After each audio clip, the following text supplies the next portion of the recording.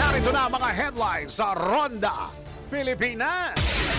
Ronda Pilipinas. Vice President Duterte bukas sa posibleng pakikipagtunggali kina Senador Hontiveros at Naga City Mayor Robredo sa 2028 presidential elections. Ronda Pilipinas. Meron na ba tayong sticker ng iboto? Ang tama, itama ang boto. Ilabas mo na yung sticker natin dyan.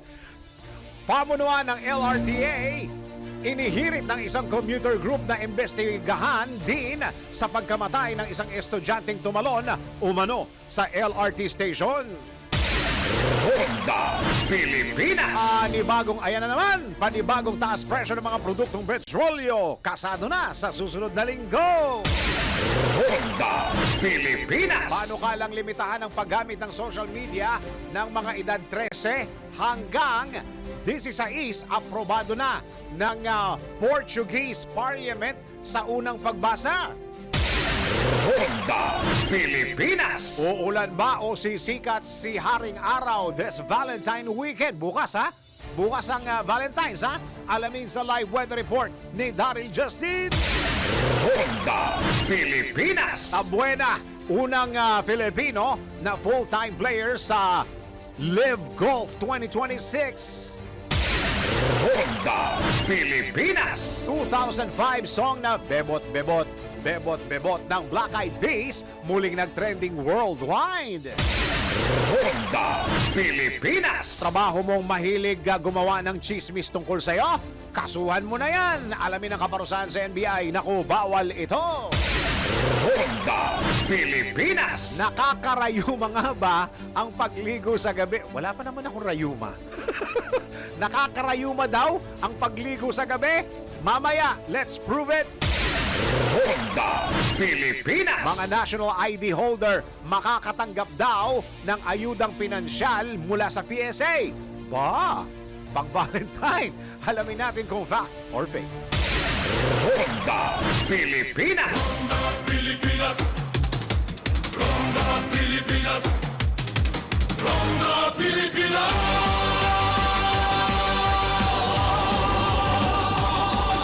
Kasama si Dennis Antenor Jr. Ang mga malalaking mga balita, ang mga matitinding mga pinag-uusapan, ang mga maiinit at pinagtatalunang mga issue. Lahat hagip, lahat malalaman. Hindi lang sa buong Metro at Mega Manila. Kasama na ang buong Pilipinas. Hahagupit na ang mga malalaking issue sa Ronda Pilipinas. Live na live sa DWIZ AM Metro at Mega Manila. Naka-live din sa DWIZ News FM Regional Stations. Naka-live din sa Radyo Ronda AM Radio sa Pilipinas. Live ding mapapanood sa Aliw 23 Free TV. At naka-live din sa lahat ng DWIZ Digital News Accounts, Facebook, YouTube at DWIZ News website. Ronda Pilipinas. Wala nang mahuhuli sa balita. Wala nang maiiwanang issue na hindi mo alam. Ngayon, updated ka na sa Ronda Pilipinas. Kasama si Dennis Antenor Jr. Ronda Pilipinas. Hi. Hello. Hi. Hello.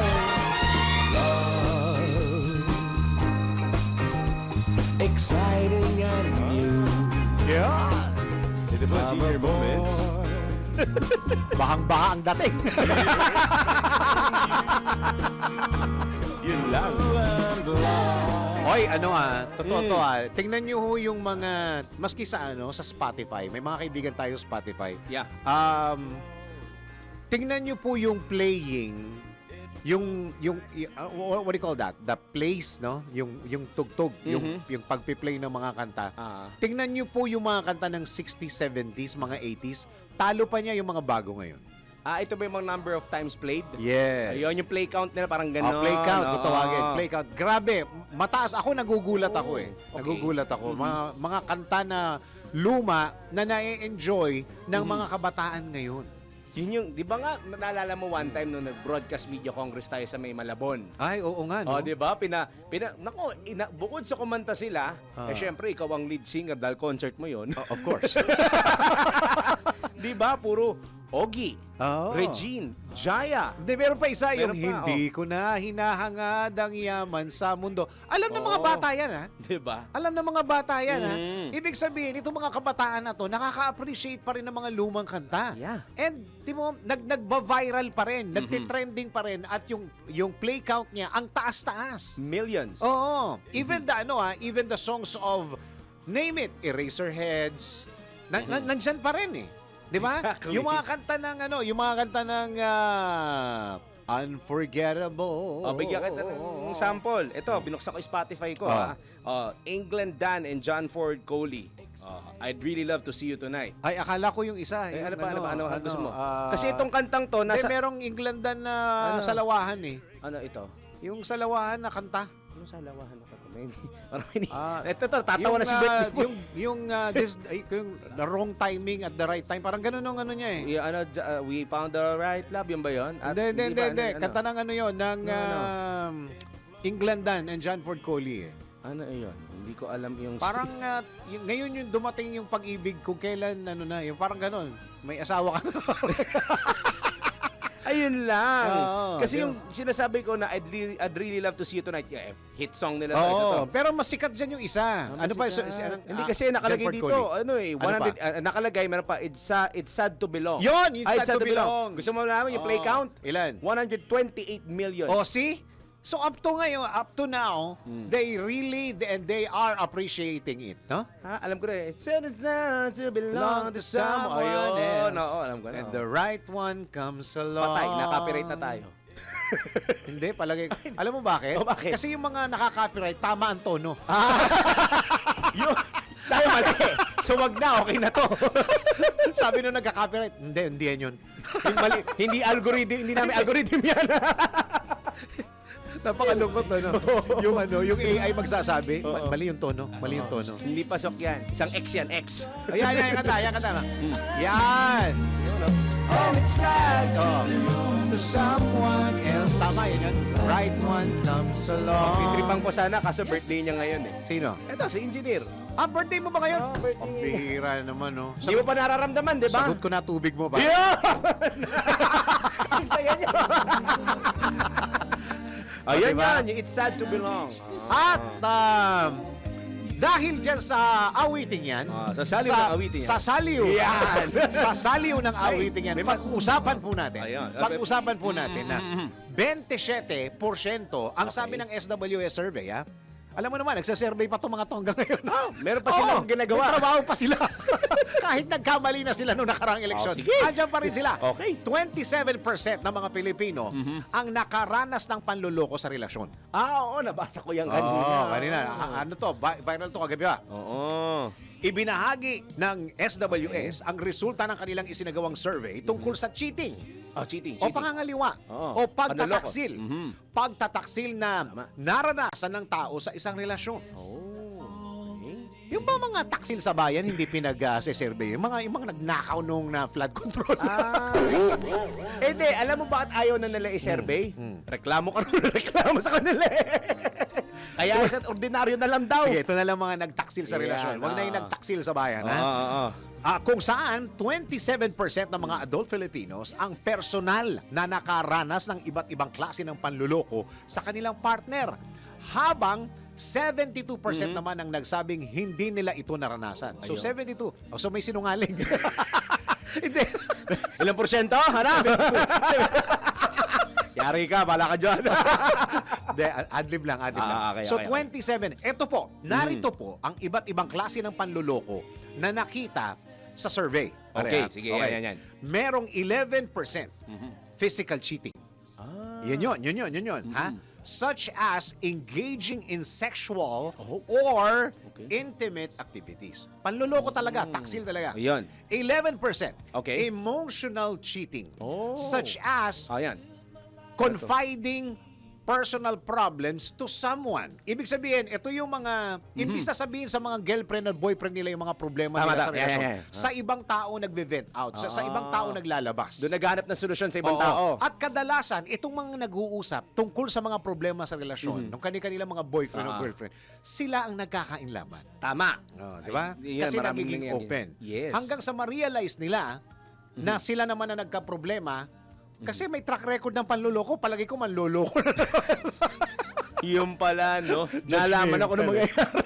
Di ba kadalasan ang mga nag-o-open, ang mga nag-o-open at mga nagsasabi ng problema, itong magdalawang tong nagkakainlaban. Oo.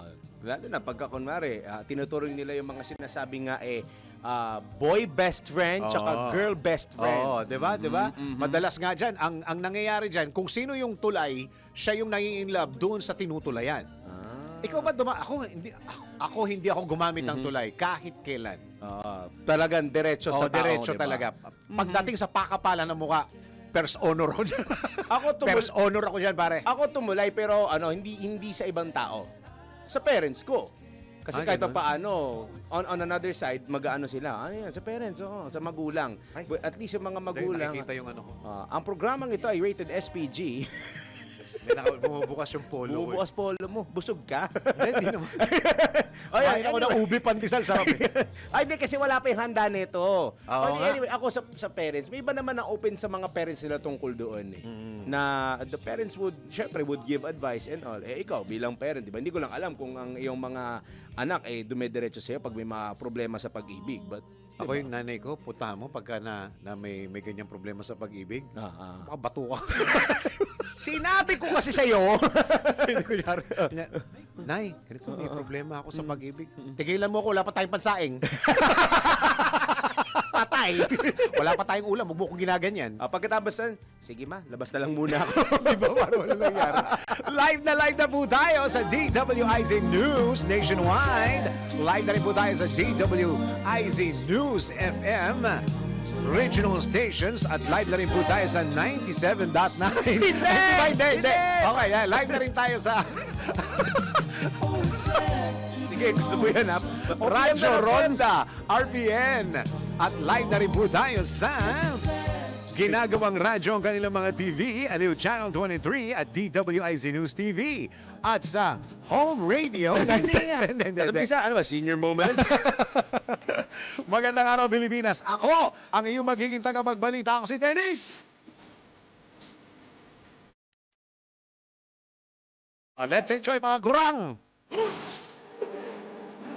Dennis Antenor Jr. Ronda Pilipinas.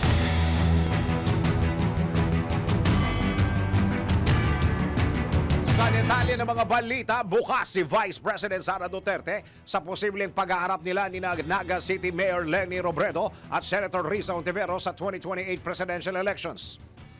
Ihanda mo yung itama ang boto, iboto ang tama.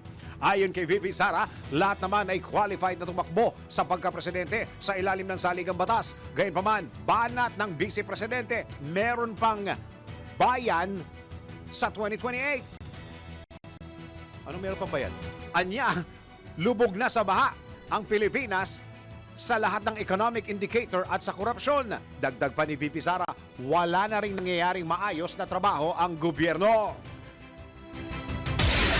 Ronda Pilipinas. Samantala, kung may dapat investigahan ng Philippine National Police sa pagkamatay ng isang lalaking matapos umanong mahulog mula sa LRT-FPJ station sa Quezon City, dapat unahin muna ang mismong Light Rail Transit Authority. Tugon ito ni Lawyers for Commuter Safety and Protection o LCSP founder at President Attorney Ariel Inton matapos questionin ng mga netizen ang pagsasampa ng kaso ng Quezon City Police District laban sa driver ng kotseng binagsakan ng biktima. Hinimok din ni Attorney Inton ang Department of Transportation na suriin ang mga public transportation infrastructure sa bansa upang matiyak ang kaligtasan ng mga commuter na makakatulong upang maiwasan ang peligro o aksidente at maulit ang kahalintulad ng insidente. with all due respect dun sa police na hindi ko alam kung ginawa nila, bakit nagsentro lang dun sa driver? Why did they not go up dun sa LRT? No? The OTR has to review. Baka kulang nga yung mga ganyang protective measures sa taas. Isolated case lang naman yung may magpapakamatay, di ba? Pero what if iba yung nangyari? No? It's not suicide. But something more nga, it's intentional. So siguro kailangan rin tingnan yung infrastructure para maiwasan yung gano'n, na hindi magkakaroon ng gano'n. Pero kasi pagdating sa involvement, yung driver ang pinakamalapit eh. Exactly. Di ba? Mm. At hindi trabaho ng pulis na magsabi kung siya ay guilty or hindi guilty. Husgado yun. Tsaka they're Judge just, yun. they're Tama? just there to mediate lang kung Oo. ano nangyari. Kasi doon sa kung may unit. kaso na reckless imprudence, ang magpapatunay kung guilty or not, husgado. Tama. Hindi pulis. Tama? Okay, tama. Bukod dito, iginiit ng dating LTFRB official na dapat ding paigtingin ng mga tauhan ng LRT ang kanilang pagmamatsyag sa mga pasahero. Siguro yung mga security guards, yung mga security doon, kailangan paano na wala pa nakakita doon na umakyat yun or what, di ba? Kung, I don't know, hindi ko alam kung may CCTV sila doon sa taas na Pero maaari dapat meron nilang reviewin. Kaya kung meron sila doon ma-review, nakita ba ng security guard doon o ng tao na mukhang hindi na, hindi na normal yung tao at bakit siya doon papunta? Saka talaga bang spontaneous siyang tumalon o baka nandun siya at nag-iisip pa kung gagawin or what. Meron pang ganun time element and nakita na nga siya ng mga LRT personnel pero hindi pinabayaan. Yan, yung mga ganun.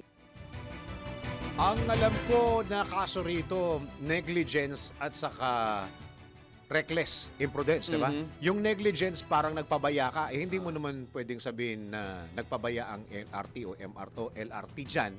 Kasi ang involved talaga yung driver.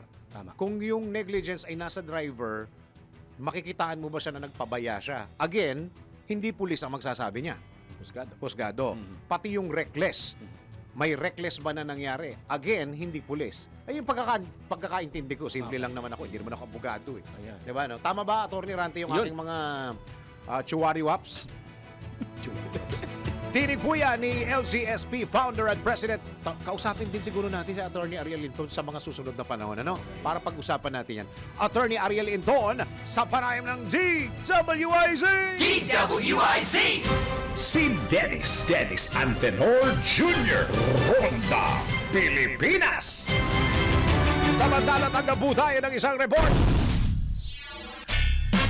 Malilikom na pondo sa rice auction ng gobyerno, posibleng umabot sa 912 million pesos. Alamin natin ang report ni Patrol 13 Gilbert Perdias. Gilbert, go! Tinatayang aabot sa 912 million pesos ang pondo na maaaring malikom ng National Food Authority o NFA sa auction ng aging rice sa Pebrero 20 ngayong taon. Sa Bagong Pilipinas ngayon, public briefing, sinabi ni NFA Administrator Larry Lacson na gagamitin ang pondo para sa operational expenses tulad ng sweldo, transportasyon at pagbili ng karagtagang kagamitan ng ahensya gaya ng mga truck. Paliwanag ng opisyal, ang presyo ng mga isusubastang bigas ay nakabatay sa tagal mula ng ito'y mamil o magiling. Nabatid na ang bigas na may edad 3 hanggang 6 na buwan ay may presyong 25.16 kada kilo, habang ang lampas 18 buwan ay nasa 22.52 kada kilo naman.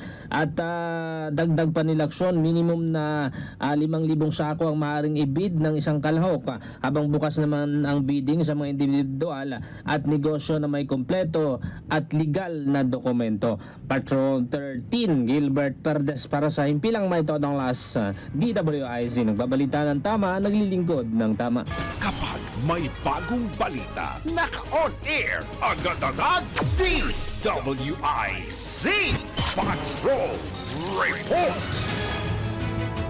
At alamin na natin ang magiging weather for today at alamin na natin kung kayo'y uulanin o magiging malamig ang inyong Valentine's Day, di ba? Ngayong gabi. Ngayon na yan.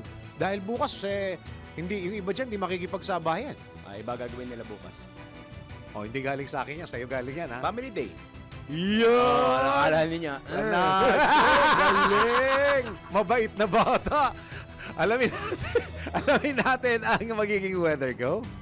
Pinakahuli, pinaka-latest, pinaka-napapanahon. Whether we like it or not, ito ang magiging DWIZ Weather Report.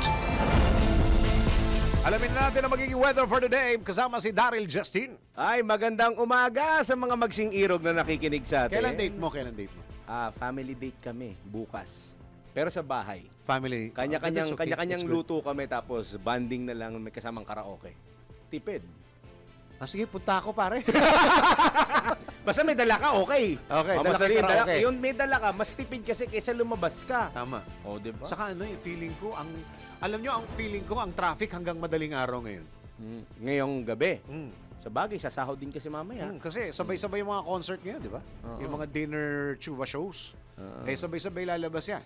May mga resorts, hotel, mga restaurants, di ba? Wala sa mga concert, sa mga usual concert venue, nasa mga hotel talaga. tsaka mga- walang ano. Eh, palagi ko abutin tayo madaling araw. Uwi na lang tayo maga. Kaya nga kami bahay na lang mag-celebrate. tama yun, Mas tama. tipid. O siya, sa lagi ng ating panahon na dapat asahan for today, birthday po ni Engineer Wener Contihino, hindi uulanin na. Happy birthday!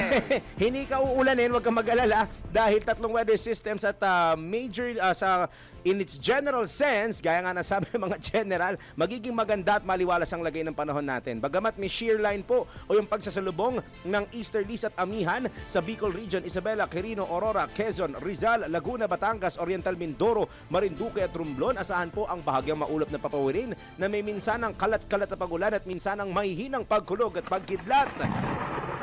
Easterlies naman po o yung mainit at maalinsangang hangin ang mararanasan sa Visayas, Northern Mindanao, Caraga, Davao Region at Socsargen, habang ang amihan patuloy pa rin pong umiiral sa major parts o sa the rest of Luzon, kasama na dyan the rest of Cagayan Valley, Apayao, Kalinga, Mountain Province, Ifugao, Metro Manila, Ilocos Region, the rest of Central Luzon, the rest of Cordillera Region, and the rest of Calabarzon. Asahan po ang bahagyang maulap na papawirin na may mga tsansa ng pag-ambon lamang na hindi naman po katagalan, dulot pa rin po ng amihan na nasa last phase na po halos ng kanyang surge. Dahil naasahan natin over the next coming days and weeks, hihina na po ang amihan at magiging mas mainit na ang panahon natin. Ay, ganun. Yeah. Kagabi medyo humina. Hindi mo na nga gaanong ramdam Hindi eh. na. Mamaya, Pero humahangin-hangin pa kagabi. may hangin pero hindi na yung kagaya nung over the past 2 weeks eh, na sobrang lamig, di ba? Lamig. Ay, sa the rest, sa nalalabing bahagi ng Kaya bansa. humina kung kailang Valentine. Hindi ko alam.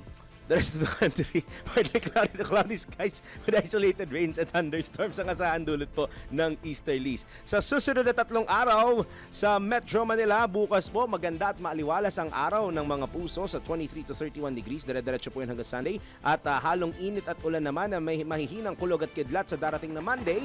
23 hanggang 31 degrees ang temperatura. Sa Metro Cebu, 3 araw na may halong init at ulan at may kasamang mahihinang thunderstorms din po mula Saturday hanggang Monday, 25 hanggang 31 degrees Celsius. Ganun din po sa Metro Davao ng Sunday and Monday, pero asahan po na medyo magiging masungit na may moderate to at times heavy rains at may kalakasan po ang pagkulog at pagkidlat. 24 to 33 degrees ang maaaring temperatura bukas Valentine's Day dyan po sa Metro Davao. Sa ating amihan temperature check, kapansin-pansin din po na tumataas na po ang temperatura natin. Yung lowest recorded temperature, 14.8 sa Baguio, 19.2 sa Bukidnon at Rizal, 20.3 sa Basco Batanes, 20.4 sa Lawag, Ilocos Norte, 20.9 sa Sinait, Ilocos Sur at 21 degrees naman po sa May Kasiguran, Aurora. Habang ang lowest recorded sa Metro Manila kaninang alas 5 na madaling araw, ayun na, hindi na ganun kalamig, 24.7 degrees Celsius na. Yun, hindi na ganun ka, na 21, 22. Nasa 24 to 25 na. Pero pwede pa rin umabot ng 23 over the next 3 days. Pero yung dati na 22, 21, Wala 20 na. degrees, medyo malabo nang mangyari yan. Dahil unti-unti nang sumisipa ang mainit at maalinsangang panahon. Sa Pero ating- iba din eh. Yung ano? Parang pag humahangin ng malakas, lalo na yung bandang hapon, parang magkakasakit ka eh. kasi nga, galing ka din naman sa init, tapos biglang lamig, Oo. nagta-transition yung hangin. Ang Yung lakas iba, ng hangin. yung iba, ang dami pa rin. May mga ubo, sipon, lagnat. Lalo na pagkamayabang yung kapitbahay mo. Ano na nga ba nangyari sa kapitbahay mo? Yabang ng kapitbahay mo, tapos ganun kalakas yung hangin. Oh. Ayun sa'yo, May kamusta na cash. siya? Ha? Nakikita mo pa yun sa'yo? Oh, ayos na yun. Sa ating sunrise at sunset, tumilawak pa rin buhang manok. Ito, walang yabang yung manok na yan. Alas 6:21 ng umaga at asahan ang paglubog ng araw. Ay, meow meow. Wala akong binanggit kung sino yan. Impunto, alas 6 po yan mamayang gabi. Sige, sigaw mo pa, bala ka dyan. At yan naman aking latest What the Report, whether you like it or not. Happy Valentine's Day po sa inyo. Ako po si Darrell Justin, nagbabalita ng tama, naglilingkod ng tama. Pinakahuli, pinaka-latest, pinaka-napapanahon, whether we like it or not. DWIZ Weather Report. Ronda Pilipinas. Reminder lang po sa ating mga kababayan, huwag matakot magpakonsulta sa tuwing makakaramdam ng sakit dahil may PhilHealth na siguradong aalagaan ang kalusugan mo at kalusugan ko. Lahat po tayo ay miyembro at sigurado sa benepisyo. Pumunta lamang sa mga accredited Yakap Package Provider para makapag-avail ng Konsulta Package o ng Yakap Package. Para sa karagdagang impormasyon, bumisita lamang sa kanilang website na www.philhealth.gov.ph at pindutin po ang click-to-call icon. Dahil Pilipino ka, aba, dapat may PhilHealth ka. Ronda Pilipinas. Pilipinas ang ating oras. 31 minuto makaraan ng alas 10 ng morning. Ano ba ang gusto ninyong ma-receive ngayong Valentine's? Lalong-lalo na yung mga babae. Bulaklak o pera? Post nga natin yan. Anong gusto mong matanggap ngayong Valentine's? Bulaklak o pera? Rice sa buffer stock ng pamahalaan, sapat sa buong bansa para sa 11 araw. Ha? Alamin natin ang report ni Patrol 13, Gilbert Perdias. Gilbert, go! Tiniyak ng National Food Authority o NFA na nananatiling sapat ang supply ng bigas sa kanilang mga botega sa kabila ng ilulunsad na auction ng bigas ngayong buwan. Sa Bagong Pilipinas ngayon, public briefing, sinabi ni NFA Administrator Larry Lacson na nasa 440,000 metriko tonelada o katumbas ng humigit kumulang 2.7 milyon na sako ng milled rice ang kasalukuyang inventaryo ng ahensya. Katumbas daw ito ng konsumo ng buong bansa sa loob ng 11 araw. Samantala, sinabi ni Lacson na patuloy din ang roll-out ng benteng bigas meron na lalo na sa mahigit 500 kadiwa stores sa buong bansa upang mas mapabilis ang paglalabas ng stock at matulungan ang mga consumers. Patrol 13, Gilbert Perdes para sa Himpilang May Todong Las, DWIZ, nagbabalita ng tama, naglilingkod ng tama. Ronda Pilipinas. Isa pa pong report. Mga flower vendors parang mga kabute na nagsalputan sa Maynila. Kanya-kanyang negosyo yan. Kung anong mainit, yun ang papasuking negosyo. Tama ba, Patrol 24, June Samson, Kuyang June? Siyempre, Kuyang Dennis, kung ano yung in demand, doon tayo magbebenta. Correct. Pero isang araw, bago ang Valentine's Day, ay sinamantala na ng mga estudyante ang pagkakataon para batiin at iparamdam sa kanilang guro yung kanilang pagmamahal o pagrespeto bilang bahagi ng araw ng mga puso. Karamihan sa mga eskwelahan na aking nadaanan kanina ay makikita sa mga bangketa sa labas ng mga paaralan ang magkakadikit na mga tindahan ng bulaklak, chocolate, stuffed toys at iba pa. Mas pinili kasi Kuya Dennis ng mga estudyante na ngayon sila magbigay ng bulaklak o ng regalo sa kanilang mga teachers dahil walang pasok bukas. Tama. Kaya ngayon na sila magbibigay. Samantala, ilan naman sa mga restaurants ay nagbukas o nag-offer ng promo na kapag naabot mo ang halaga ng itinakdang food purchase o yung minimum amount ng kanilang promo, ay binibigyan nila ng libreng bouquet of flowers yung magpartner na kumakain. Akala sa ko kanilang... pagka naabot mo yung minimum purchase ng promo, bibigyan ka ng soup. Bibigyan ka ng bill pagkatapos mo kumain. Iabot mo yung bill. Tapos, bill pagkatapos. iabot mo naman yung senior citizen na ito. Okay, sayang din yung 20%. Parang may kasama kasi ako, mga bossing yung kasama ko nung kumakain kami. Bigla na lang sumigaw yung pinakamatanda, sabi niya doon sa mga barkada niya. Kasama ako doon mga pare, ilabas ang mga tsapa. Tsapa, yung mga senior citizen card. Akala ko kung anong tsapa yun. Kami, pag kumakain kami kasama kayo mga ano kayo, iabot ko, ito yung aking agimat. Ayan. Pero kanina, Kuya Dennis, yung sa bago, yan yung mga binagtas ko kanina. No? Pagdating ko naman sa labas ng Department of Justice at sa Supreme Court, naging doon sa tapat ng Robinson's Mall sa Padre Paura Street sa Maynila pa rin yan, ay parang mga kabuti na nga na nagsulputan yung mga flower vendors at kapansin-pansin na karamihan sa mga customers ay mga estudyante mula sa University of the Philippines at mga eskwelahan sa Taft Avenue. So, yung sabi mo nga kanina sa ating intro, yan ang in-demand ngayon, yan ang pinakamabenta dahil na gugunitain yung bukas ang araw ng mga puso o yung Valentine's Day. Mamaya, Kuyang Dennis, baka gusto mo ako samahan, ako'y mag-iikot Yun. doon sa mga establishmento Yun. na may 4 na dingding na walang kusina para masilip natin naman kung ano yung mga promo kanilang ibibigay sa mga Ano, customer. 4 na dingding. 4 na dingding na walang kusina, walang bintana. At may telepono lang. Parang hindi mo alam, ha? Tapos kahit anong gawin mo doon sa ilaw, madilim talaga.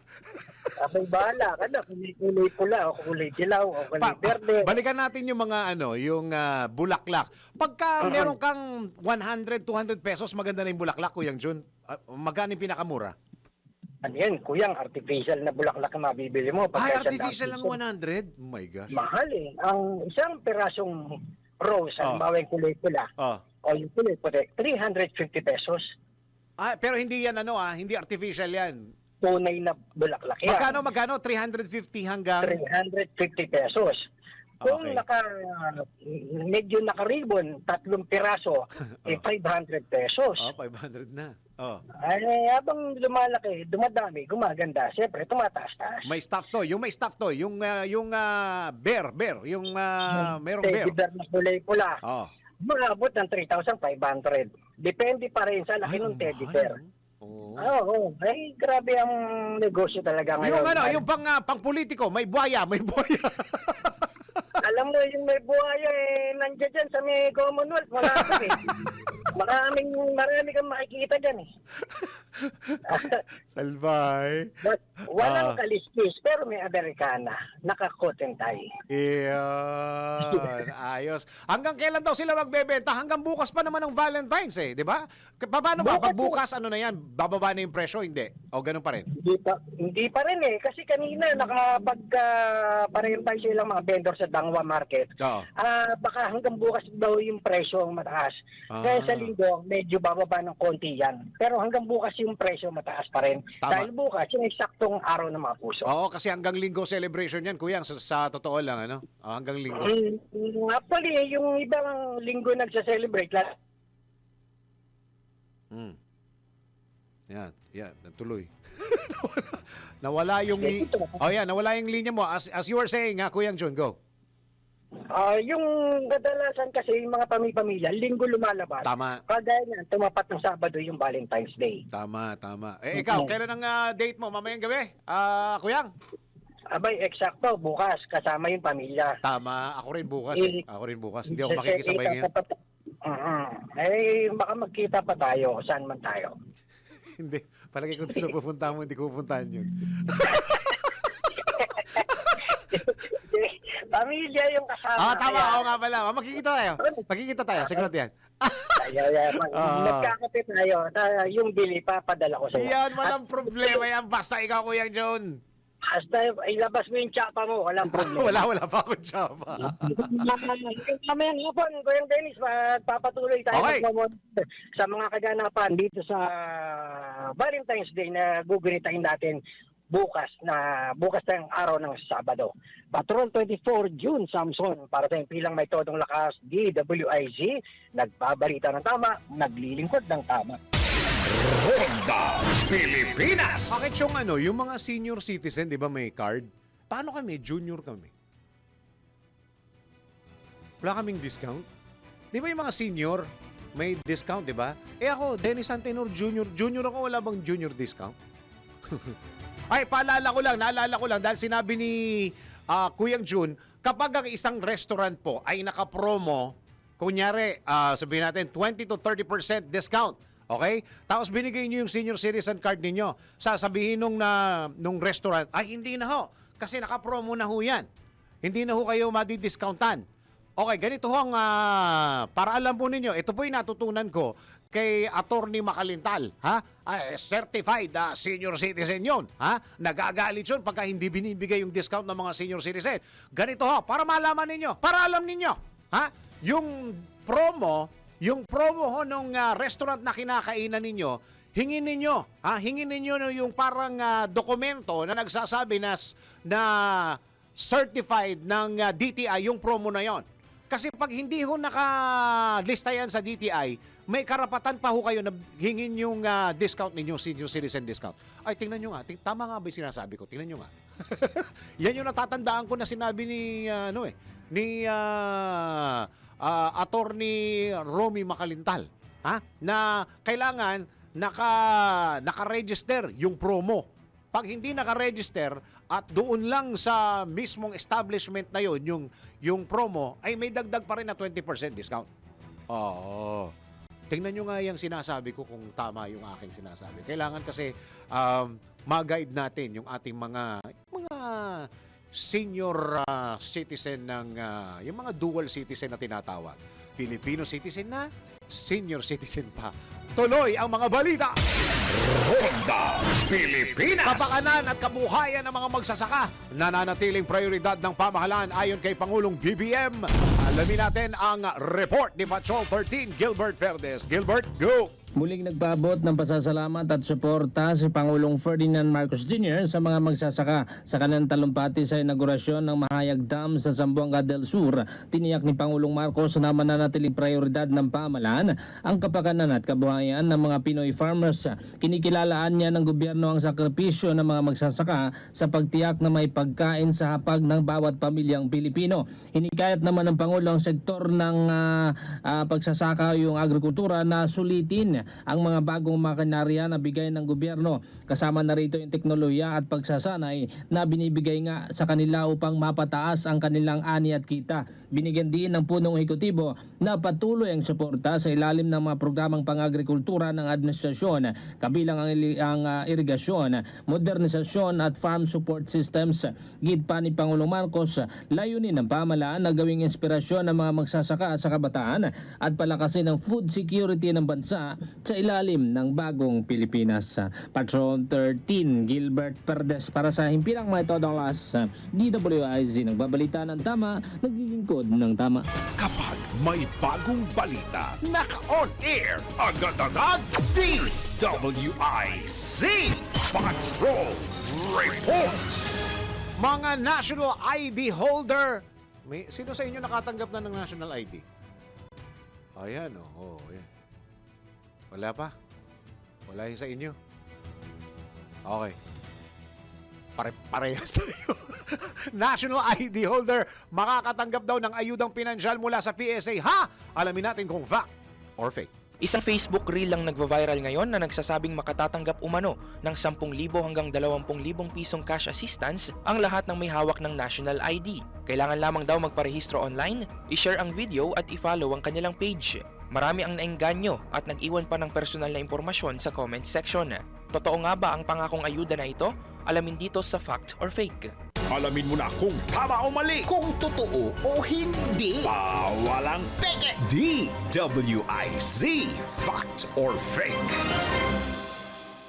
Nito lamang Pebrero, 2 reels ang inilabas ng isang umano'y news page. Sa unang video, ipinangako ang 20,000 pesos cash assistance para sa lahat ng may national ID, habang sa ikalawang video ay 10,000 pesos naman ang alok. Bagamat may disclaimer ang mga video na hindi ito konektado sa anumang ahensya ng gobyerno, gumamit naman ito ng AI-generated na video na mistulang lehitimong news broadcast. Subalit sa pagsusuri, nabatid na ang mga registration link na kasama sa posts ay hindi lehitimong forms, kundi nagre-redirect sa mga e-commerce websites na walang kaugnayan sa anumang cash aid program. Kaya ang balitang makatatanggap ng cash assistance sa mga may national ID ay isang fake. Nilinaw mismo ng Philippine Statistics Authority o PSA na walang cash assistance program na otomatikong ibinibigay sa lahat na may national ID.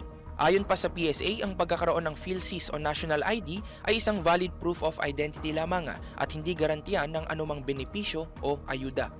Para sa Fact or Fake, ako si Ralph De La Cruz. Nagbabalita ng tama, naglilingkod ng tama.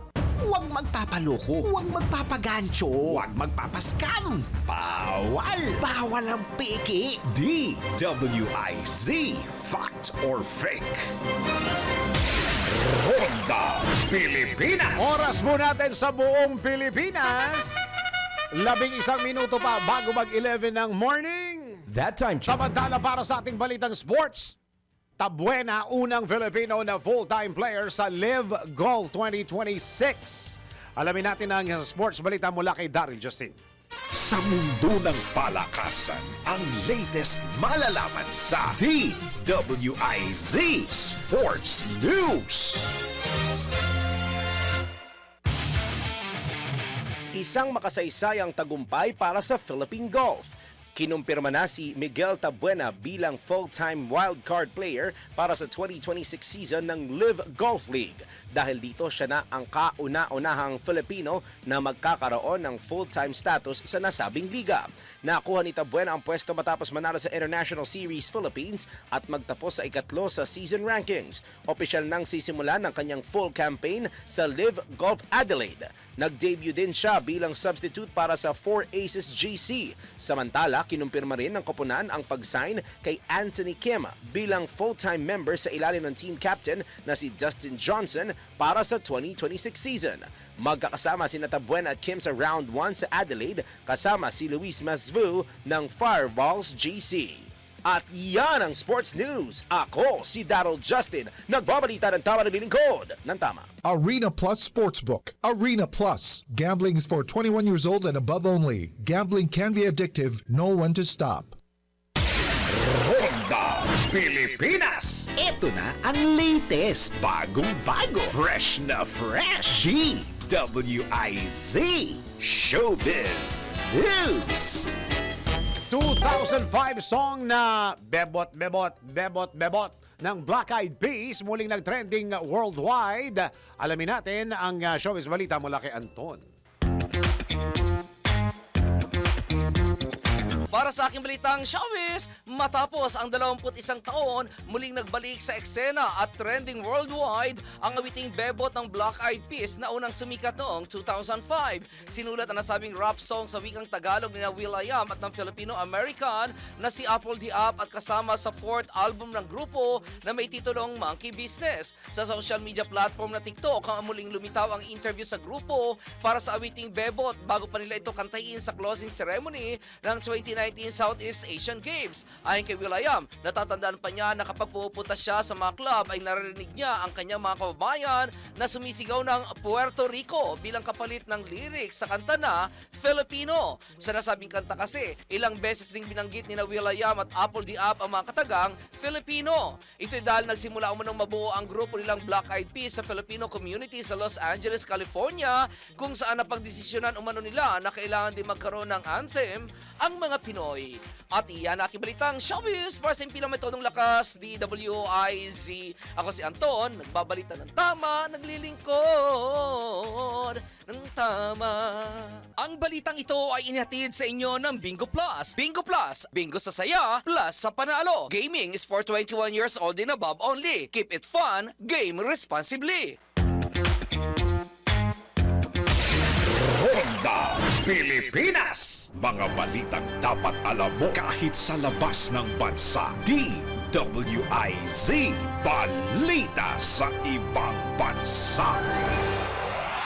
Aprobado na ng Portuguese Parliament na sa unang pagbasa ang panukalang batas ng paglimita ng paggamit ng social media sa mga edad 16 pababa po ito.